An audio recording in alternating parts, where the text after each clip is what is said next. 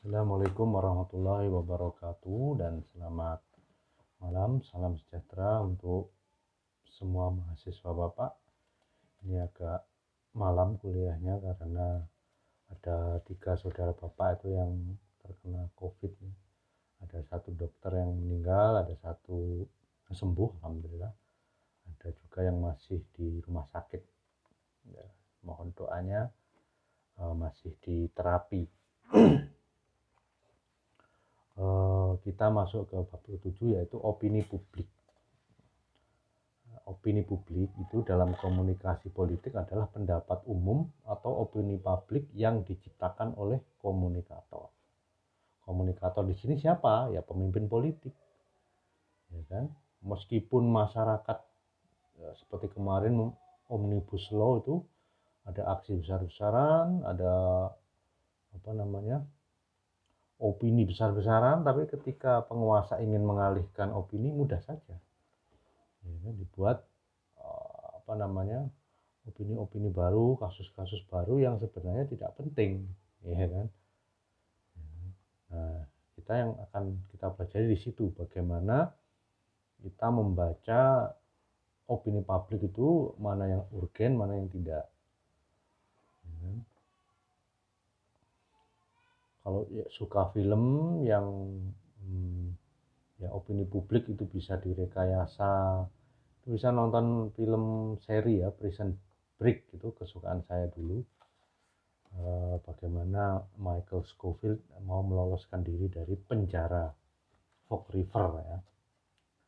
Ketika dia keluar dari penjara dan berhasil menyandera wartawan, kemudian membuat opini dia tidak bersalah, ini buktinya ini itu, pemerintah Amerika lalu kemudian membuat ledakan di kedutaan Arab. Wah, jadi isunya kan mudah. Jadi kalau punya kekuasaan membuat opini publik itu mudah ya, karena dia menguasai secara struktural ya, ekonomi, politik, media itu semua dikuasai.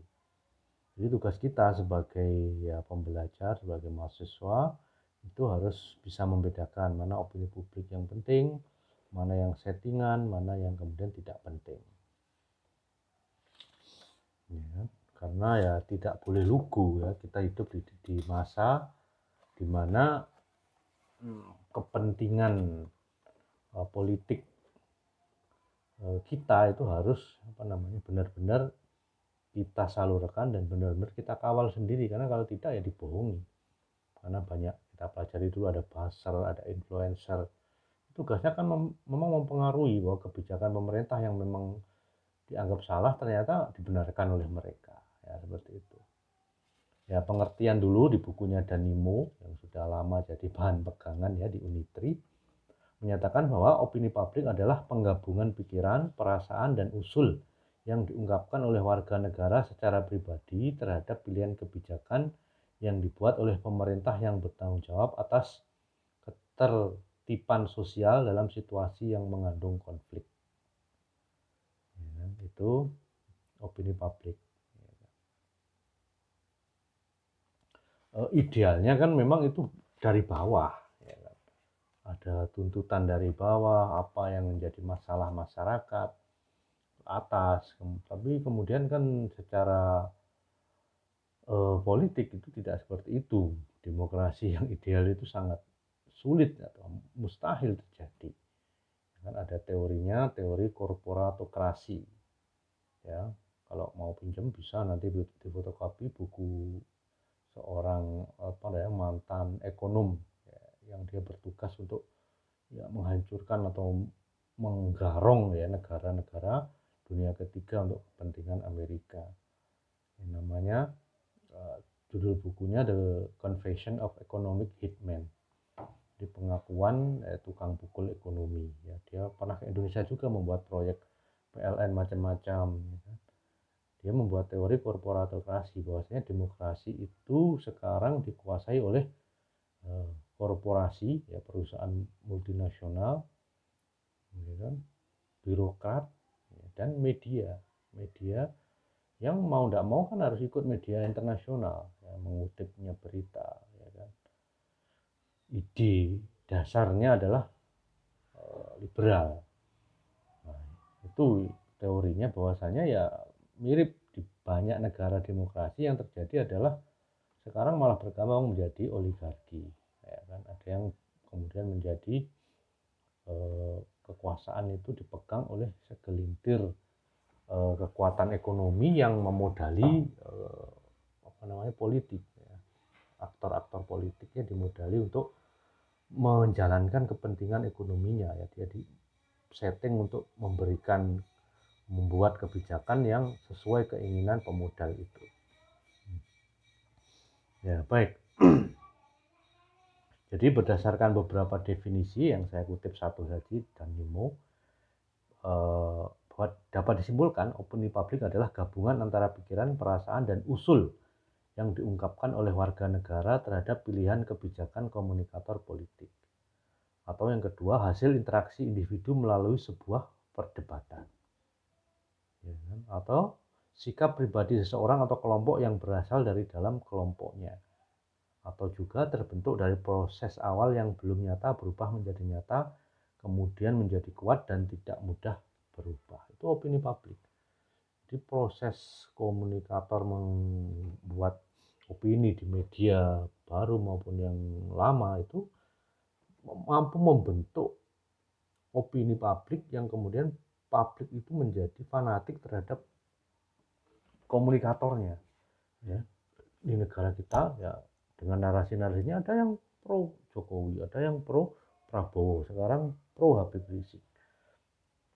Itu dengan cara membuat pesan-pesan komunikasi yang kemudian mengarahkan, ya, entah dengan argumen agama, argumen politik, argumen etnis dan seterusnya, akhirnya terjadilah yang seperti itu. Meski ya kita tidak boleh sepakat dengan itu karena itu artinya kan memecah belah. Seharusnya kita satu bangsa tidak perlu ya ada pembedaan yang sampai seperti itu. Karena apa ya? Opini publik ini merupakan refleksi dari perilaku manusia, baik sebagai aktor politik maupun khalayak politik. Pesan politik yang dikemas sebagai berita informasi yang dipublikasikan melalui media massa, media baru, dan media sosial yang mewakili rencana, tujuan, dan kepentingan dari aktor politik tersebut, sekaligus mempertimbangkan secara serius setting peristiwa, keinginan, harapan, dan tujuan dari khalayak. Jadi opini publik itu juga mempunyai sifat-sifat yang menceritakan proses pembentukan opini publik. Nemo itu pendapat bahwa opini publik itu mempunyai ciri-ciri sebagai berikut. Ya, terdapat isi, arah, dan intensitas mengenai opini publik. Komunikator politik, ya, peristiwa, serta karakteristik dan tujuan opini publik adalah alasan sebuah pesan politik dikonstruksi, ya, serta dipublikasikan. Pesan politik yang disampaikan seseorang yang berpengaruh seperti presiden, wakil presiden, menteri, dan sebagainya tentu beda dengan yang disampaikan oleh saya, dosen aja. Namun dalam konteks era media baru dan media sosial, publik atau pengguna media online dapat menjadi pencipta opini publik walau dengan kapasitas yang berbeda dan membutuhkan dukungan banyak pengguna lainnya. Jika kalian kemarin ingin membuat brand image seperti apa kalian ke depan, ya mulai sekarang harus punya media yang bermanfaat. Ya, minimal punya akun YouTube yang ya sampaikanlah pikiran-pikiran kalian, ya, atau pengalaman-pengalaman belajar kalian di Malang. Itu sangat bermanfaat nanti. Termasuk saya juga telat itu main Facebook, ya, atau YouTube, tapi ya kita tetap gunakan sebagai pesan, ya, media pesan bagi kepentingan kita sendiri. Yang kedua, ya, ciri-ciri dari berpendapat dalam opini publik adalah terdapat kontroversi, yaitu pasti. Ya, tidak mungkin satu opini bisa diterima bulat-bulat oleh semua orang, pasti ada kontroversi, perdebatan. Ya. Kemudian yang ketiga itu mempunyai volume. Ya, kontroversi yang terjadi menciptakan afiliasi kelompok, ya, tadi sudah saya singgung, yang sepakat dan mendukung sebuah isu yang diperdebatkan. Sedangkan kontra atau tidak mendukung akan menjadi sebuah kelompok yang mengkritik, membantah, dan tidak mendukung isu yang menjadi perdebatan. Yang penting standarnya adalah kita tetap punya moral. Jangan sampai menyebut orang yang berbeda dengan kita dengan sebutan binatang, ya. Cepong, kampret, kadrun itu sebutan orang-orang bodoh, tidak perlu ditiru. Relatif yang keempat, ya. Relatif tetap walaupun dapat diubah dari positif ke negatif atau dari negatif ke positif. Karena opini publik itu cenderung bisa bertahan selama komunikator politik terus memelihara pesan-pesan politiknya. Ya, khalayak menilai hal tersebut tetap benar, ya, serta setuju dengan pesan itu. Oleh karenanya opini publik dapat bertahan dalam waktu yang relatif tetap, ya, lama. Nah, jadi kecuali ya yang punya pesan politik kemudian berubah, ya pasti banyak perubahan orang yang mempercayainya. Ya, kan? Menurut Danimo lagi, ya, fungsi kekuatan opini publik bagi komunikator politik dan institusi politik adalah menjadi kekuatan sosial yang pertama. Ya, kan? Coba opini publik FPI misalnya itu menjadikan Habib Rizik sebagai imam besar umat Islam. Itu kekuatan sosial. Ya, dulu saya 98 waktu masih mau masuk kelas 3 SMA itu FPI belum apa-apa, ya cuma berapa gelintir orang. Tapi dengan opini publik yang terus digencarkan oleh Habib Rizik dan timnya, orang-orangnya, simpatisannya, yang terjadi adalah menjadi kekuatan sosial yang besar. Tidak ada yang meragukan itu bisa mengumpulkan massa yang jutaan. Ya, kan? Termasuk juga opini Jokowi dulu ya 2014, 2019 itu dengan menjadi kekuatan sosial yang kuat karena ada citra yang diopinikan terhadap Jokowi. Ya, kan? Meskipun secara keberhasilan ketika menjadi wali kota Solo atau Jakarta itu ya tidak istimewa, tapi dengan pesan politik yang cocok ya bagi publik maka dia menjadi terpilih begitu. Ya, ilmunya seperti itu aja ya. Ya kan? Prabowo dikemas dengan ya sebaik mungkin, tapi ya kebetulan ya mayoritas masyarakat Indonesia menginginkan orang yang sederhana. Meskipun penampilan sederhana tidak serta-merta menjadikan kebijakannya menjadi merakyat. Ya, ada yang kebijakan merakyat, ada yang tidak juga. Ya, malah banyak yang tidak, kemudian banyak di demo kan. Itu yang pertama. Yang kedua, fungsi kekuatan opini publik adalah melanggengkan atau menghapuskan nilai dan norma masyarakat. Ya, kan? Ya, yang generasi reformasi seperti saya kan masih mahasiswa tuh. 99 tahu bagaimana sebelum itu ya Orde Baru itu sangat kuat mencengkeram, ya kan? Tapi dengan opini publik dari tokoh-tokoh reformasi yang dulu nggak berani mengkritik Soeharto bisa ditembak nih, bisa dipenjara, ya. Akhirnya dengan bergulir mulai 1 orang ya kan 2 orang akhirnya bergulir sampai terjadi krisis moneter 98 dan akhirnya ya kan nilai dan norma Orde Baru itu dianggap buruk padahal dulu dianggap baik, ya bapak pembangunan Pak Harto. Tetapi dengan opini baru yang terus dikembangkan dengan argumen-argumen baru ya berubah gitu, ya kan? Kalian juga harus begitu ketika sudah punya pengalaman di luar pulau, luar daerahnya, dilihat di sini ada nggak pola-pola hidup yang baik. Nanti kita kembangkan di kampung kita kembangkan di pulau kita misalnya, ya kan, yang tinggal di desa misalnya di sana, lihat di sini bagaimana orang kota mengelola sampah. Saya pernah melihat masih ada ya mahasiswa itu buang sampah sembarangan di sungai, lempar ya kan, merokok juga buang puntung sembarangan. Itu ya perlu juga dibuat opini nanti ketika pulang, ketika di kampung itu ada opini publik cerita itu agar ada perubahan kebiasaan positif di masyarakat, ya kan, dalam konteks membuang sampah karena ya untung di Malang ini kan tinggi, di daerah lain itu kalau hujannya deras curahnya banjir ya, salah satunya itu sampah, tentu selain karena penebangan pohon dan macam-macam. Nah, contohnya seperti itu yang real bisa dilakukan di masyarakat kalian, ya kan. Di Jawa ini saya juga mencontohkan dulu zaman saya masih kecil, apa namanya, gaya pacaran tuh nggak seperti sekarang, ya kan. Pacaran itu malu kalau jalan berdua, ya datang ke rumah minta izin orang tua, ya kan. Tamu gitu, di ruang tamu ngobrol. Ya kalau ceweknya mau berarti mau nemui ya berarti lanjut, nanti bisa datang lagi. Tapi kalau nggak mau ya sudah, nggak datang lagi.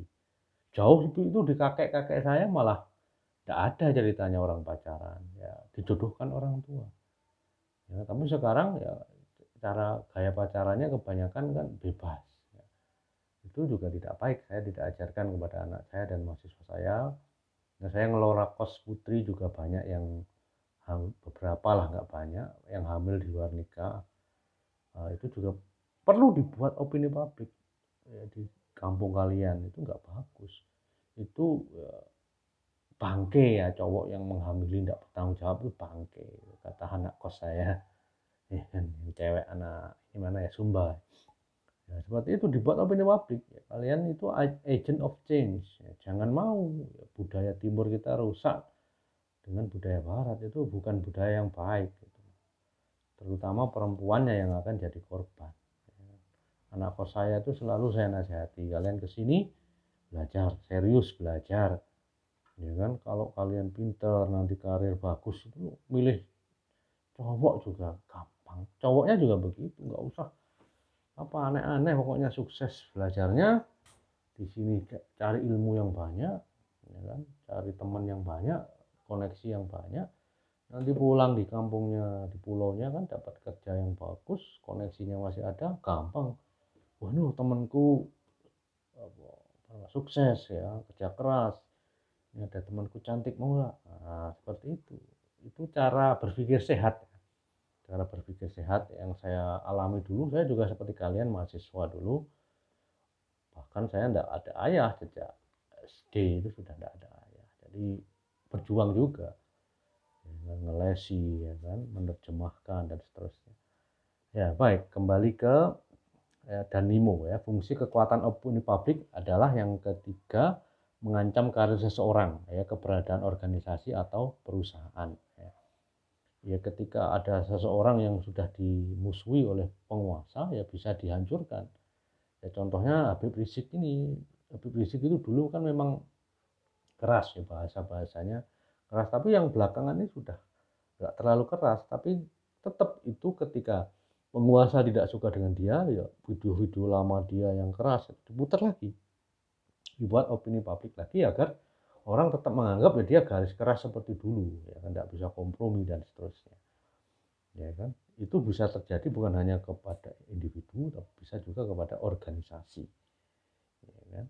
Yang keempat, mempertahankan atau menghancurkan organisasi atau perusahaan. Nah ini ya, kalau perusahaannya sudah tidak disukai negara ya bisa dihancurkan dengan cara dijelekkan gitu, diopinikan di publik, dia perusahaannya apa namanya, korup.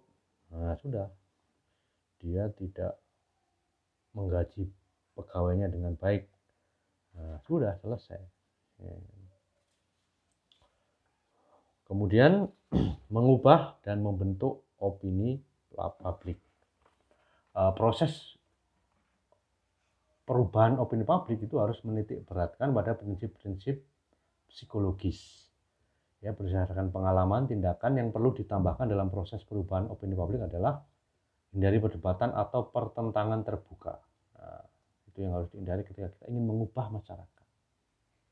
Ya kan, hindari. Wah ini tidak boleh ini. Kamu salah. Ya, bodoh. Wah ini tidak boleh. Hendaknya mengemukakan fakta-fakta. Ya, lihat aja kalau kalian di Jawa ada yang positif disampaikan ke sana. Misalnya di Jawa itu apa namanya ya, masih apa namanya, pamali atau apa ya, pamali.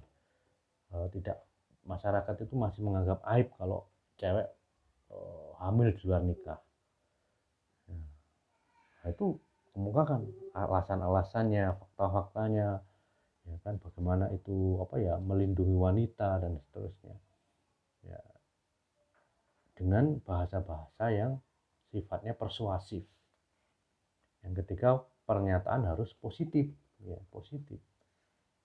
Ya sekarang nggak apa-apa seperti itu, tapi alangkah lebih baik kita berubah ke arah yang lebih baik. Ya. Jadi usaha untuk mempengaruhi opini, mengubah sikap dan tingkah laku publik dapat dilakukan dengan cara berikut: koersif atau memaksa, dan persuasif.